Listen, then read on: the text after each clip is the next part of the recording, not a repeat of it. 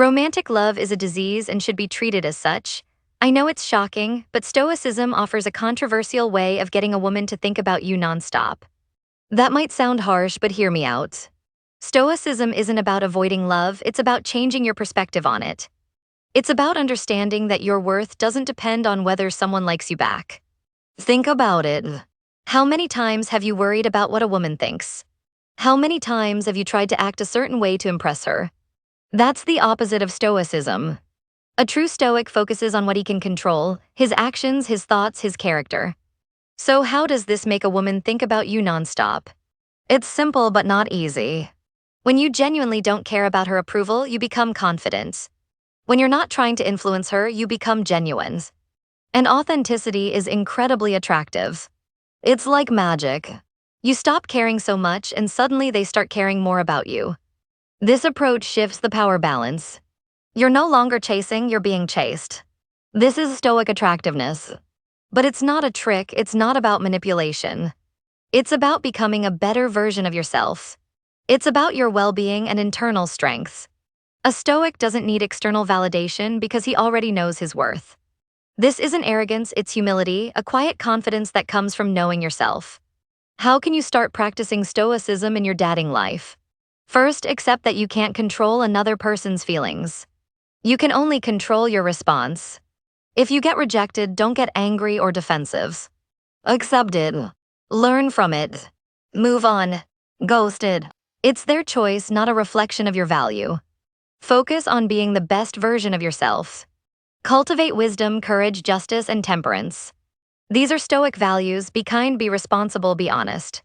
Have principles, not just desires. People are naturally drawn to that kind of strength. Now let's talk about conversations. Instead of trying to impress a woman with cliched lines, try being genuine and thoughtful. Ask questions that reveal her personality. Listen to her answers. What kind of conversations? You can ask people, as a kid, what was your go-to selection from the ice cream truck? What would you do if you won the lottery? What is your vision for a perfect world? What was the last thing you did that gave you childlike joy? Or what would you do if you came home and found a penguin in your freezer? These questions are great for starting a conversation and seeing what they are like as a person, but remember, don't be a person that lies to influence someone to be with you. Instead, always be honest and be your authentic self so someone will be with you for who you are and not a false sense of someone. This brings us to the ethics of attraction. Is it right to try to influence someone's feelings? This is where it gets tricky. Stoicism is about self-improvement, not about manipulation. The goal isn't to trick someone into liking you, it's to become the kind of person that naturally attracts the right kind of person. And remember, relationships are about connection. A true connection is based on shared values, mutual respect, and genuine understanding.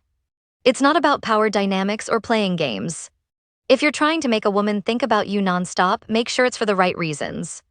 Be caring, be respectful. This philosophy sounds simple, right? But in practice, it's challenging. We're constantly bombarded with messages that tell us we need to be richer, better looking, or more charming. Stoicism teaches us to reject those messages and focus on what truly matters: our inner character. So ditch the self-help books that promise instant success and embrace the wisdom of the Stoics. Stop worrying about what she thinks and start caring about who you are. That's the secret to attracting the right kind of woman and to living a more meaningful life. But our journey doesn't end here. In our research, we also uncovered unresolved questions. How does one balance Stoic detachment with genuine vulnerability in a relationship? At what point does self-improvement become selfishness? And how do we navigate the complexities of modern dating while staying true to our Stoic principles? These are questions we'll continue to explore in future videos. If you want to join us on this journey, like this video, share it with your friends, and subscribe to our channel for more amazing content. Thanks for watching.